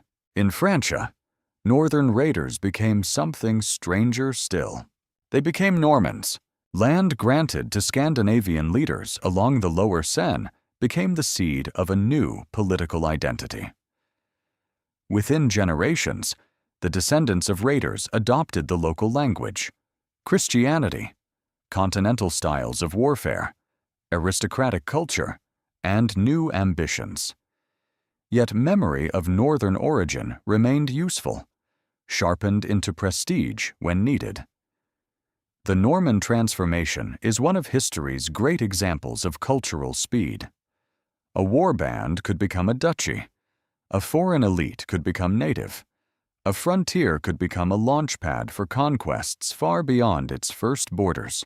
To the east, the rivers opened another universe. Scandinavian traders and warriors moved through the waterways that led toward the Baltic, the lands of the Rus, the Black Sea, and the Caspian. They carried furs, wax, honey, slaves, swords, beads, and ambition. They encountered Slavic, Finnic, Turkic, Byzantine, Islamic, and other worlds, fortified centers, river ports, tribute systems, and princely courts emerged from these tangled networks. Identity here was fluid, layered, and constantly remade. Some northern men entered the service of the Byzantine emperors. Imagine them in Constantinople, that vast imperial city of stone, gold, incense, ceremony, and political danger. Men who had known timber halls and northern harbors stood beneath domes, beside mosaics, near palaces whose wealth must have seemed almost unreal. As guards, mercenaries, and adventurers, they sold strength to one of the most sophisticated states on earth. The Viking world did not merely raid civilization from outside. It served inside its courts. Every direction changed those who traveled. A man returning from the east might carry silver, silk, foreign weapons, scars, and stories of cities beyond imagining. A woman settling in Iceland might carry Norwegian songs into a new landscape where her descendants would speak them differently. A child born in Dublin to a mixed household might inherit more than one world. A Greenland farmer might pray in a Christian church while watching ice decide the fate of a harvest. A trader in York might sell goods shaped by hands from half a continent away. Movement made identity unstable. That instability is one of the great lessons of the Viking Age. The people we call Vikings were not sealed inside a single ethnicity, nation, or stereotype. They were part of networks. They absorbed and were absorbed. They destroyed and created. They carried language outward and brought foreign ideas home. They enslaved others and sometimes became strangers themselves. They could be pagan, Christian, mixed, converted, resistant, opportunistic, sincere, or uncertain. Genomic data has deepened this picture. Ancient DNA has shown that Viking Age populations were diverse and mobile, with ancestry moving across seas and regions in ways that challenge older nationalist myths. Archaeology, place names, isotopes, burial customs, and material culture all tell the same wider truth. The Viking world was not a pure northern essence expanding into emptiness. It was a storm of contact, collision, adaptation, and exchange. The ship arrives in a foreign harbor. No one there sees a category in a textbook. They see men, women, goods, weapons, animals, captives, debts, accents, smells, clothing, and possibilities. They see danger. They see profit. They see future neighbors, enemies, spouses, rulers, servants, customers, and rivals. History is made in that uncertainty, and somewhere, beneath a churchyard in Greenland, beneath a street in York, beneath a farm in Iceland, beneath a riverbank in the east, beneath the old harbor mud of Dublin, the evidence remains. A bead, a bone, a coin, a broken comb, a burial with ancestry written in the body and identity written in objects. The Viking world stretched across astonishing distances. But it was never only about distance, it was about transformation. Every journey remade the traveler. Every settlement remade the land. Every contact remade the meaning of home. And over the cold waters, the ships kept moving. A king stands in a hall, and the room is no longer only a room. It becomes a map. Every bench holds a faction. Every cup carries expectation. Every gift given from the high seat travels farther than the hand that offers it. A sword placed across a warrior's palms is not merely a reward. It is a promise made visible. A ring of silver is not merely wealth. It is loyalty hardened into metal. A feast is not merely food. It is government before government has learned to call itself by that name. Around the year 1000, the Viking world was changing shape.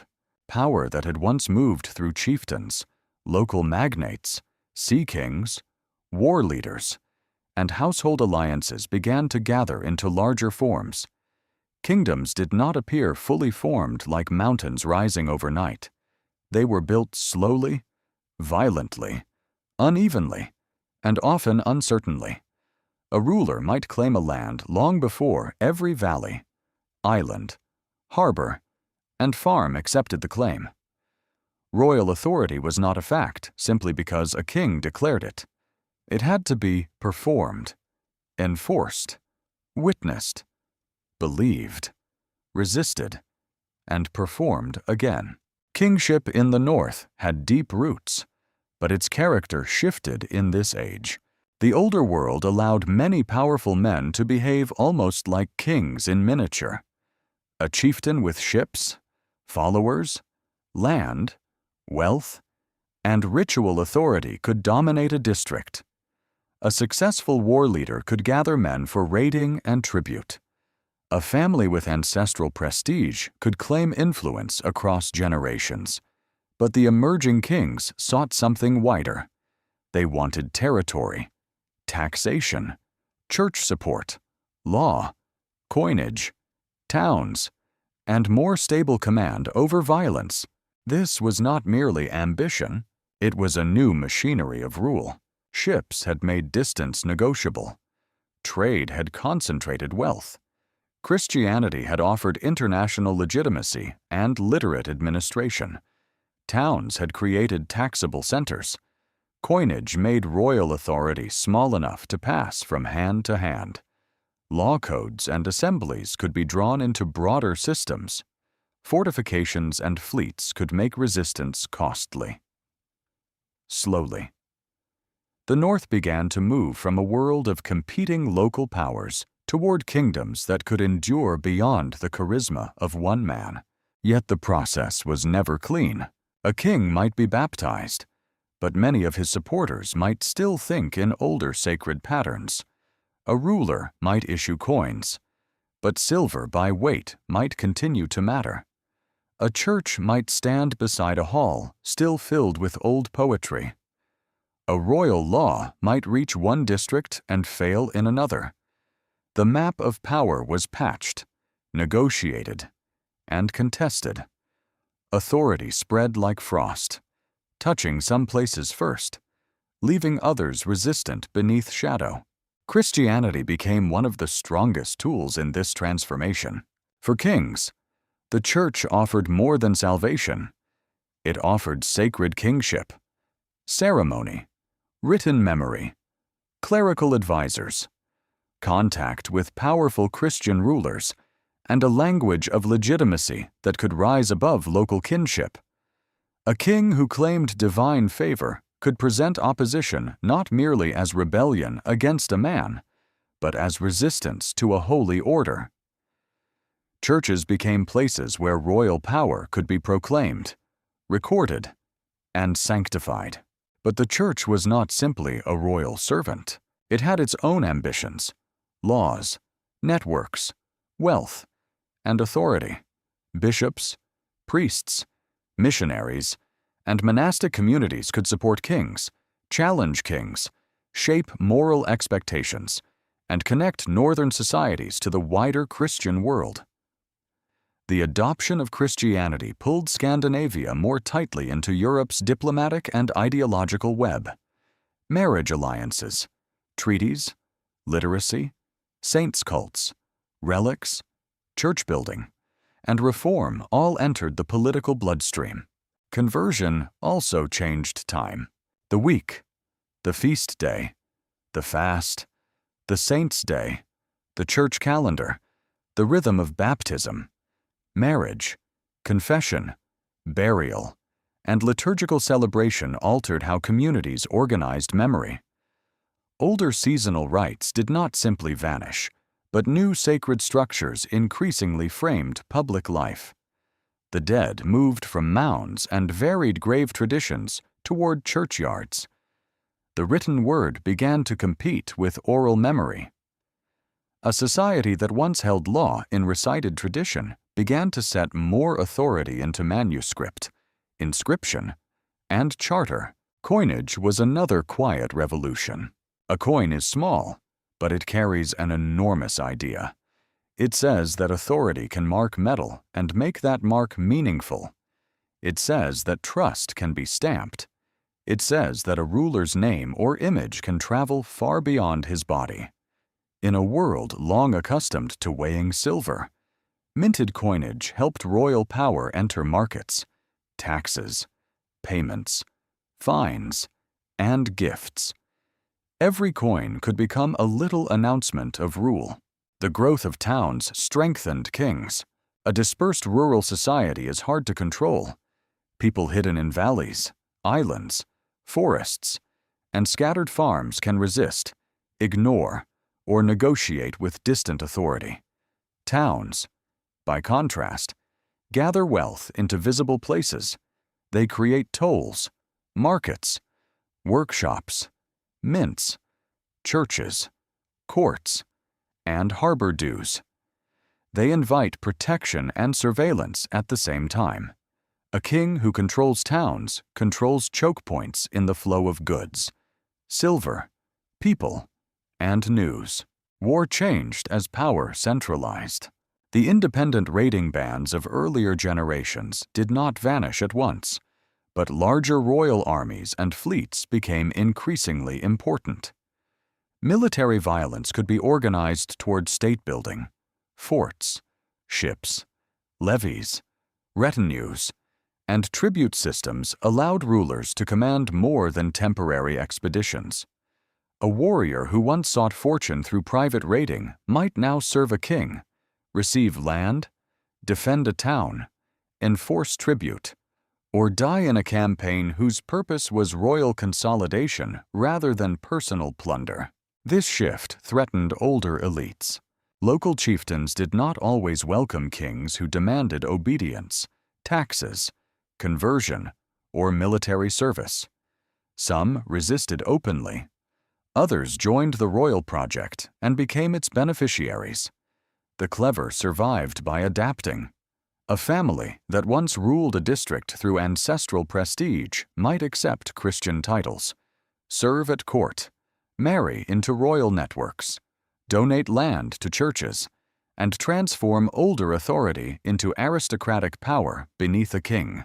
For ordinary farmers, centralization could feel distant until it arrived at the door. A new tax, a demand for ships, a summons to military service, a church tithe, a royal official, a change in law, a prohibition against older rituals, a market toll, a king's coin, a bishop's claim. These were not abstract changes. They touched grain stores, livestock, labor, inheritance, burial, and the right to settle disputes locally. Kingdoms were built not only in battles, but in the steady taking of small freedoms into larger systems. The older assembly traditions also changed. Kings needed law, but law could also restrain them. Assemblies gave legitimacy because they made rule public. A decision accepted by leading men and free farmers could travel farther than a command imposed by force alone. Yet royal power worked to shape who spoke, what was recorded, which customs survived, and how disputes were judged. Law became a battleground where old local rights met expanding royal authority. The great irony of the Viking Age is that the very energies that had sent ships outward helped dissolve the conditions that made the classic Viking raider possible. Wealth from abroad strengthened rulers. Trade towns invited regulation. Christian legitimacy elevated kings. Foreign models of monarchy provided examples. Warfare grew more organized. Coastal defenses improved in target regions. Raiding became harder, less independent, and more political. The free-ranging bands of the earlier age increasingly gave way to armies, fleets, taxation, diplomacy, and conquest under rulers with broader ambitions. The storm did not stop. It became a state in Denmark, Norway, and Sweden. The paths toward monarchy differed, shaped by geography, local elites, outside pressures, and the success or failure of particular rulers. Denmark, with its position near continental Europe and the Baltic, developed strong links with trade, warfare, and Christian kingship.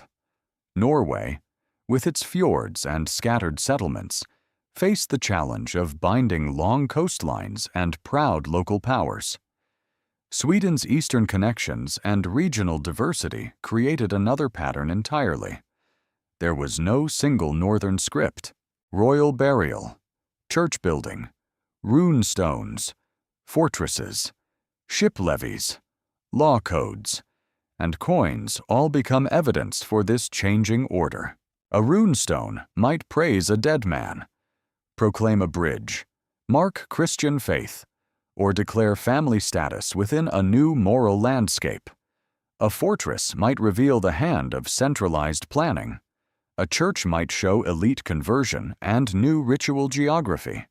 A coin hoard might reveal political instability or economic transformation. Archaeology reads these signs not as isolated curiosities, but as pieces of a wider reorganization of society. Still, no king ruled completely. Beyond every center of authority lay stubborn landscapes, mountain farms, forest districts, island communities, borderlands, families who remembered older independence, people who accepted the cross but not the official, people who paid when forced and resisted when possible, people who heard royal claims and measured them against local realities. States are never built only from the top. They are built from compliance, fear, advantage, habit, persuasion, and exhaustion. In a hall at night, the king gives gifts, The fire brightens the faces of those who must decide whether to follow him. Some see opportunity. Some see danger. Some remember rival bloodlines.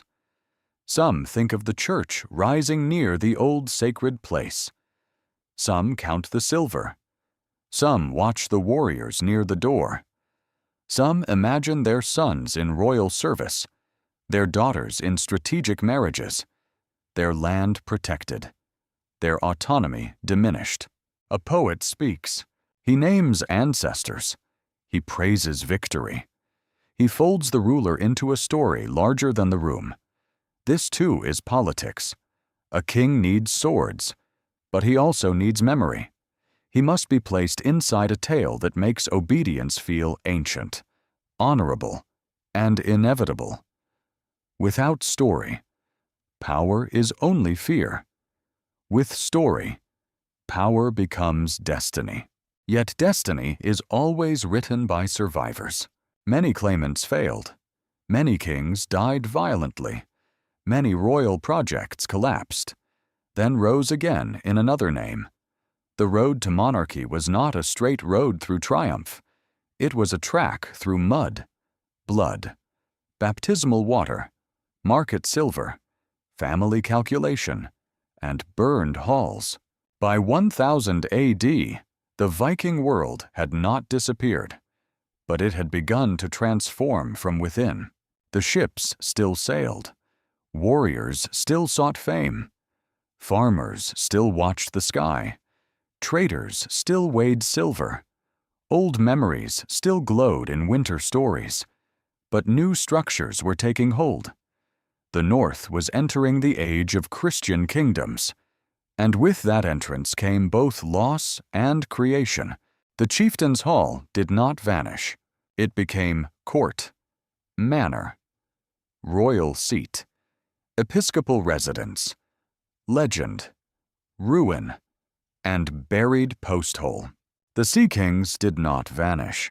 They became monarchs, dukes, saints, tyrants, patrons, ancestors, and warnings. The Viking world did not simply fall.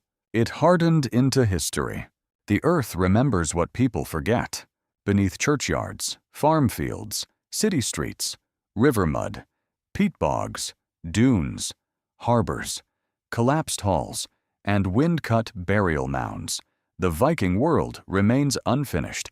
It survives not as one clean story, but as fragments: a bent sword, a glass bead, a silver coin cut for weight, a child's comb, a spindle whorl, a burned beam, a ship rivet, a horse tooth, a woman's brooch, a man's jaw broken by iron, a slave shackle dark with corrosion, a cross, a hammer, a name carved in stone by hands that wanted memory to outlast breath. To enter this world through archaeology is to enter a conversation with silence. The dead do not explain themselves.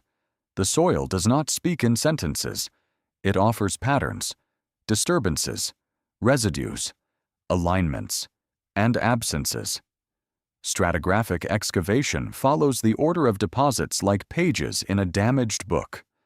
Radiocarbon dating pulls bone, charcoal, textile, and timber into measurable time. Dendrochronology can place a felled tree into a precise year when the evidence allows it. Isotope analysis can reveal movement, diet, and childhood landscapes. Genomic data can trace ancestry, kinship, and population history, not as legend imagined them, but as bodies carried them. Yet science does not make the past smaller. It makes it stranger. Every new method breaks open an older certainty. Graves once assumed to belong to men are re-examined. Migration once imagined as simple conquest becomes a braided pattern of families, captives, merchants, and mixed communities. Diets reveal local adaptation. Bones reveal violence and labor. Coins reveal connections from northern farms to distant mints. Residues in pots reveal meals eaten by people whose voices have vanished. The more we know, the less the Viking world resembles the flat image painted by later fantasies. The Viking legacy is therefore not a helmet, a slogan, or a single bloodline. It is a landscape of consequences in language, place names, legal customs, settlement patterns, towns, myths, literature, seafaring memory, political transformation, and archaeological traces. The Viking Age helped shape the medieval North Atlantic and beyond. England, Ireland, Scotland, the Isle of Man, Normandy, Iceland, Greenland, the Baltic, the river worlds of the East, and the Scandinavian kingdoms all carry marks of this age. Some are obvious, some are buried so deeply in ordinary life that they no longer look like history at all. The sagas became one of the great vessels of memory. Written down in Christian Iceland centuries after many of the events they describe, they are not simple windows onto the Viking Age. They are crafted literature, shaped by memory, politics, artistry, faith, family pride, and distance. But they preserve something precious all the same. They preserve a way of thinking about honor, fate, kinship, speech, violence, exile, law, and reputation. They show people arguing under pressure, choosing badly, loving fiercely, laughing in dark rooms, and walking toward doom with open eyes. A saga is not a photograph. It is a firelit mirror. It tells us as much about the society that remembered as the society remembered. Yet that is no weakness. Memory is itself history. What later generations chose to preserve reveals what they feared losing. They remembered voyages because movement mattered. They remembered feud because honor remained dangerous. They remembered strong women because power had never belonged only to swords. They remembered old gods because the Christian present still heard thunder in the old names. Runestones, too, stand as hard little storms of memory. They are public grief made permanent. They name the dead, praise travelers, mark bridges, claim faith, announce family, and place human life into landscape. Many are brief, but their brevity is part of their force. A person lived. Someone loved or needed them enough to carve stone. A name was not allowed to vanish without resistance. In a world where most voices disappeared, these stones remain upright acts of defiance against oblivion. But the legacy is also darker. Viking violence was real. Monasteries burned. Captives were taken. Families were broken. Slavery was woven into trade. Towns prospered in part through human suffering. Silver glittered because others had lost it. To remember the Viking Age honestly is not to polish it into hero worship. It is to hold brilliance and brutality in the same hand. The longship was a masterpiece of engineering, and it could deliver terror. The warrior's ring was beautiful, and it might have been bought with blood. The market was alive with exchange, and human beings stood there for sale. Modern fascination often tries to choose only one truth. Some imagine the Vikings as noble rebels of freedom and strength. Others reduce them to savage raiders. Both images are too small. They were farmers and poets, traders and killers, colonists and craftsmen, enslavers and settlers, lawmakers and oath-breakers, explorers and exploiters, converts and traditionalists, parents and mourners. They were not symbols waiting to serve modern desire. They were people. That may be the most difficult legacy to accept, because real people are harder to use than myths. The Viking world reminds us that identity is never as pure as memory later claims. Ancient DNA, isotopes, burial evidence, and material culture all show movement, mixture, adoption, and change. The North was never sealed from the world. It was open to silver from the east, Christianity from the south, settlement in the west, captives from many shores, and ideas moving in every direction. The idea of an untouched, isolated Viking people belongs more to modern longing than medieval reality. The past is not property. It is inheritance, and inheritance carries responsibility. When we look at a ship burial, we are seeing both engineering and grief. When we look at a hoard, we are seeing both wealth and fear.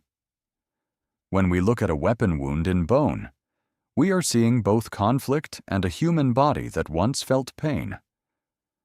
When we look at a brooch, we are seeing both fashion and the hand that fastened it in the morning. Archaeology asks us to slow down, to resist turning evidence into decoration, and to let the dead remain complicated. Picture the north at the end of a long day.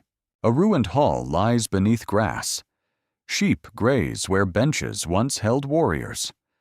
A churchyard wall encloses bones from generations that no longer know the names of the first converts buried there. In a museum case, a sword rests without its hand. A carved comb lies clean and labeled, no longer tangled with hair. A bead glows under soft light, separated from the throat it once adorned. A ship, lifted from burial darkness, becomes both artifact and ghost. Visitors pass by. They whisper. They take photographs. They lean close to glass. They read dates, places, measurements, materials. They see iron, bronze, bone, silver, wool, oak, and stone. But behind each label there is a lost weather, a real mourning, a real hunger, a real argument, a real laugh, a real departure from shore, a real body lowered into earth. Still, for the most part, secrets remain hidden, not because science has failed, but because no science can restore everything. It can recover diets, dates, ancestry, injuries, routes, and materials. It cannot fully recover the private tremor before a voyage, the exact tone of a mother's warning, the smell of one particular winter hall, the prayer spoken by someone unsure which God was listening, or the last thought of a man watching a black sail approach his coast. The Viking Age ended. If endings can ever be trusted, raiding changed into royal war, chieftains became nobles, pagan rites retreated into memory, story, and stubborn custom. Towns grew. Churches rang bells over old landscapes. Kingdoms took firmer shape. The sea remained, but its meanings shifted. A ship could still carry warriors, but now more often under kings, bishops, laws, taxes, and banners that belonged to a different order of the world.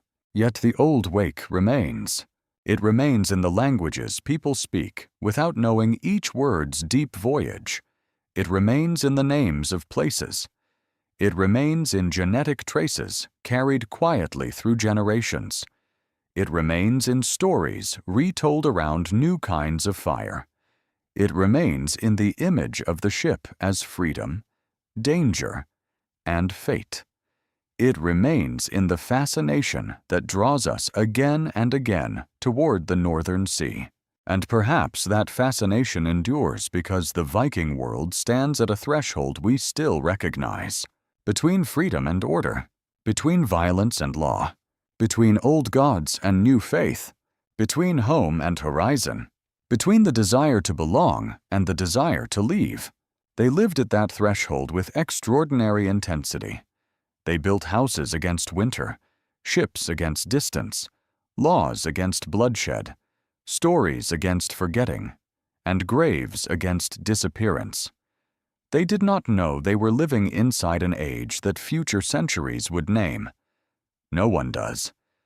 They knew only weather, hunger, ambition, fear, loyalty, grief, and the bright, impossible pull of the unknown. Tonight the northern sea is dark again. The longship is gone from the horizon. The hall fire has sunk into ash. The market has fallen silent. The assembly field is empty.